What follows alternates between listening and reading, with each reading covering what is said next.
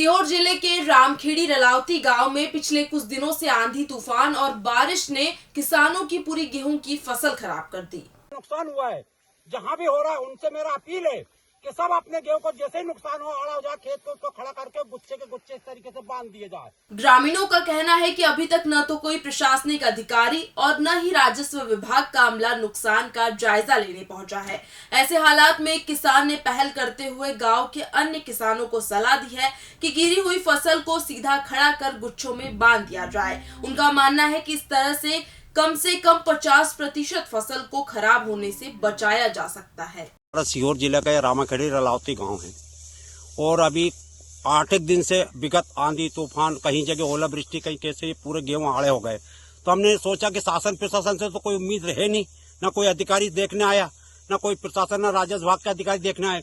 तो मैंने ही दिमाग लगाया, सब गांव वालों से कहा, किसानों से, भैया मैं भी किसान से अपन अपनी फसल को क्यों ना खड़ी करके गुच्छे से बांध ली जाए।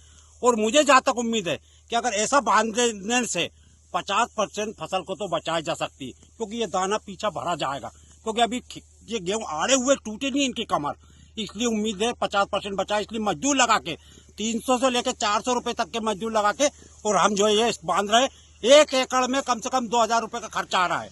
लेकिन मुझे उम्मीद है कि जैसे 1 एकड़ में 20 कुंटल गेहूं पैदा होता है और अभी नुकसान हुआ है तो मतलब 5 कुंटल ही बचेगा, और यह खड़ा करके बांधने से कम 10 कुंटल गेहूं की बचत मुझे दिख रही है। इसलिए ये अनुमान लगाकर हम इसको बांध के खड़ा कर रहे हैं। कोई पटवारी, कोई राजस्व अधिकारी नहीं। आज आपकी माननीय मुख्यमंत्री डॉक्टर मोहन यादव जी हमेशा किसानों की भलाई करते हैं, किसानों के हित में तत्काल उन्होंने निर्णय ले लिया, लेकिन अधिकारी नहीं सुन रहे, वो कोई ने आके नहीं देखा अभी तक। ऐसी ही और अपडेट्स के लिए देखते रहे राष्ट्रीय हिंदी मेल डिजिटल।